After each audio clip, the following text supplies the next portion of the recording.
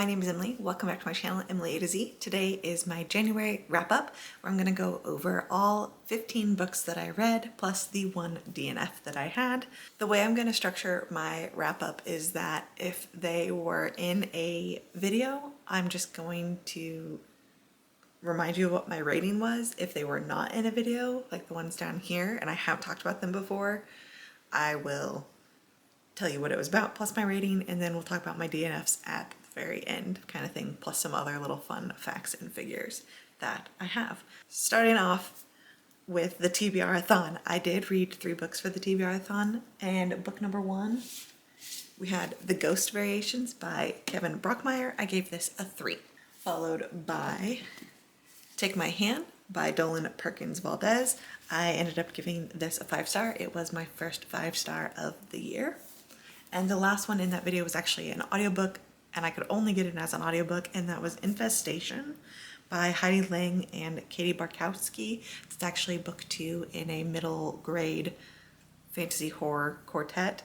I gave that a 3.5. Then it was Winterween. Should I put the books back so this doesn't fall over? Probably. With Winterween, I have Ring Shout by P. Jelly Clark. I gave this a 3.75. Hungerstone by Kat Dunn, which was another 5-star read. We Are Always Tender with Our Dead by Eric LaRocca. This is the first book in the Burnt Sparrow trilogy, and I gave this a 3, and I will be continuing the series. I had A Dowry of Blood by S.T. Gibson. This is book 1 in the Vampire Companion series, and I gave this a 4.5. And the last book that I read for that video, which was also an audio only, is Nestlings by Nat Cassidy, and I gave that a 4. Then moving on to my 52 book club video, I did attempt to read 4 books in that video. I read Daisy Jones and the Six by Taylor Jenkins Reid and gave this a 4. I'd Rather Be Reading The Delights and Dilemmas of the Reading Life by Anne Bogle, and I gave this a 3. Severance by Ling Ma, which I gave a 4. I also read as an audiobook only Monstrea, which was in my Our Fantasy But Make It Horror. That is the only one of that from that video that I actually read this month in January, and I gave that a 3.75. So of the ones that I've got here that you've not heard me talk about, so this is Alternate Side by Anna Quinlan, and this actually was my family book club pick. My husband's grandmother chose the book for us, and this is a domestic fiction book set in New York. We are following a woman who is like a museum director for like a jewelry museum.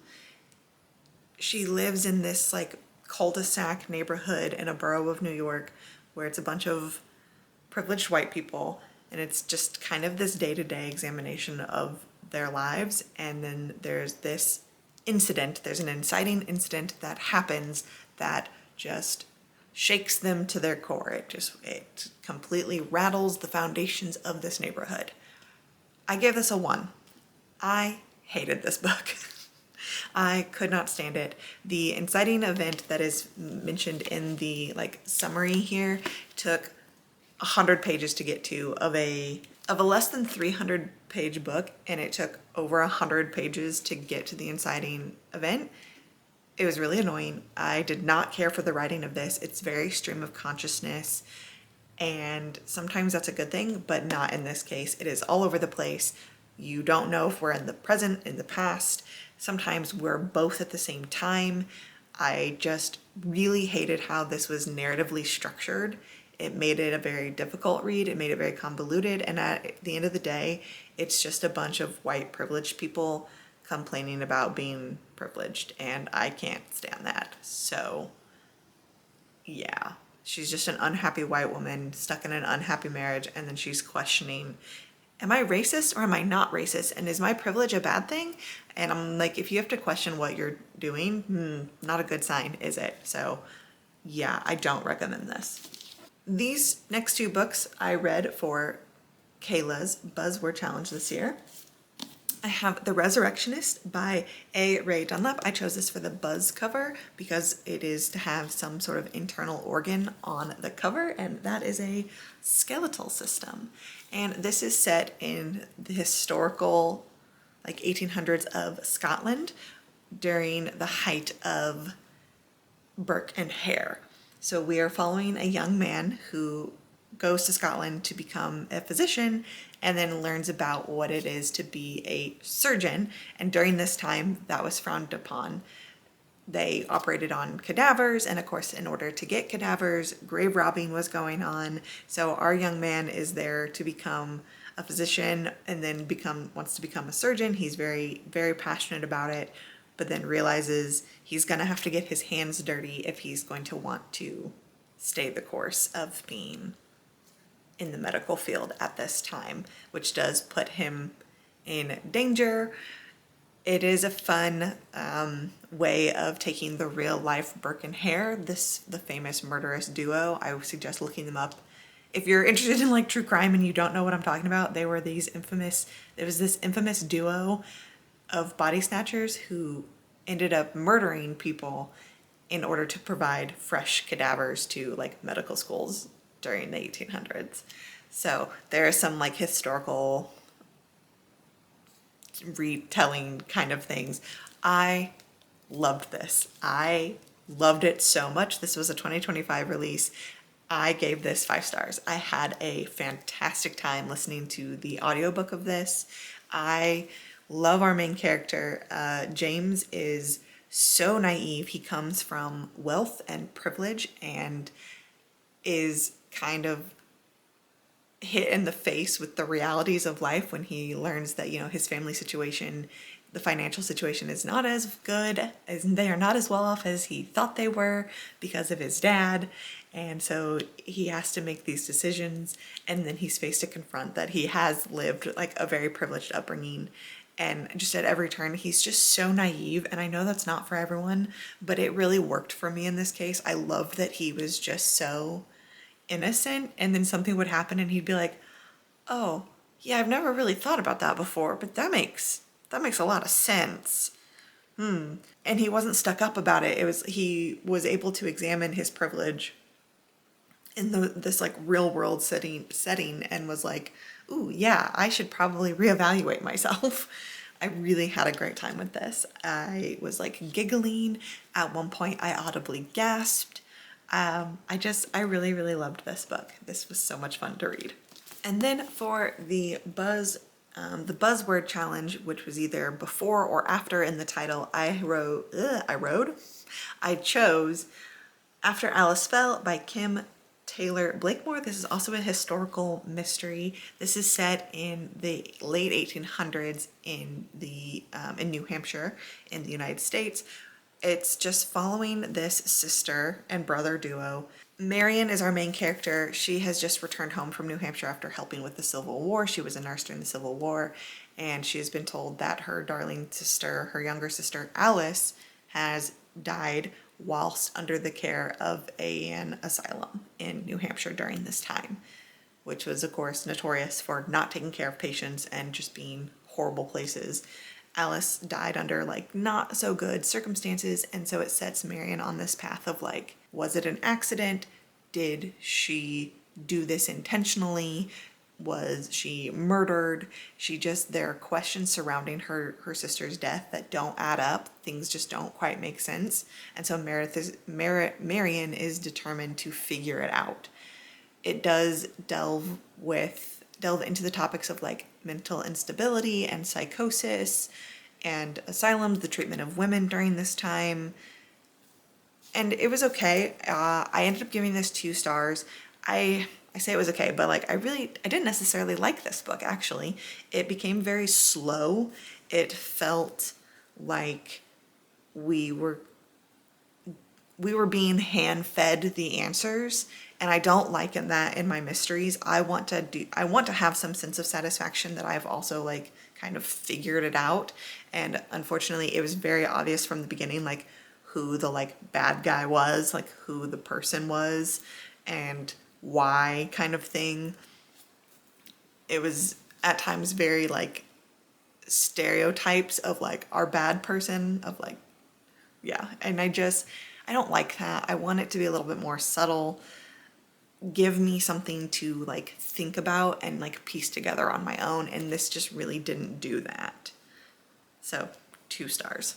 And last but not least, we have to talk about The Night Circus by Erin Morgenstern. I did in fact DNF this. I had chosen this as my standalone fantasy novel for the 52 book club, and I got almost halfway through. I got 222 pages in, and I just can't do it. All of the reasons that I talked about in that video of I'm bored. I just feel like the author really just wanted to write about a really pretty circus with magic, this magical, fantastical circus. And that's fine, but this is not billed as that. This is billed as like this epic duel across time between these 2 very powerful magicians. But wait, they're in love and it's gonna cost them everything. And that's just not where we're at almost halfway through this book. It's a lot of showy, beautiful descriptions and not much else. It's just a bunch of descriptions. There's not a lot of action, and I'm just really, really bored. And I found myself, when I would sit down to read, I would be like, okay, I should pick up The Night Circus and put some more work into it, or I could read this book instead. And I just kept finding reasons to not pick this back up, and I finally said, nope, all right, fine, we're done. So, DNFing this. And that's okay. I do want to share a couple stats with you. So I read a total of 2,998 pages. I listened to a total of almost just a little over 66.5 hours of audiobook time, and my average rating was a 3.63 for the month of January, which is awesome. A fun little fact, of the 16 books that I attempted to read, I already owned 3 of them. The rest I borrowed. All of the rest of these were borrowed from the library. And I just want to highlight, use your library, because I did the math. If I had gone out and bought the 13 books that I borrowed from the library, just those 13 would have cost me $326 if I bought every single one of the books that I borrowed.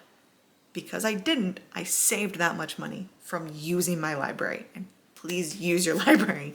It can save you so much money. And that's crazy, especially as someone like me who does read a lot.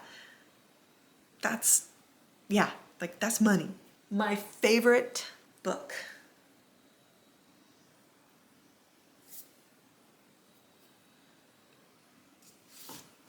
The Resurrectionist.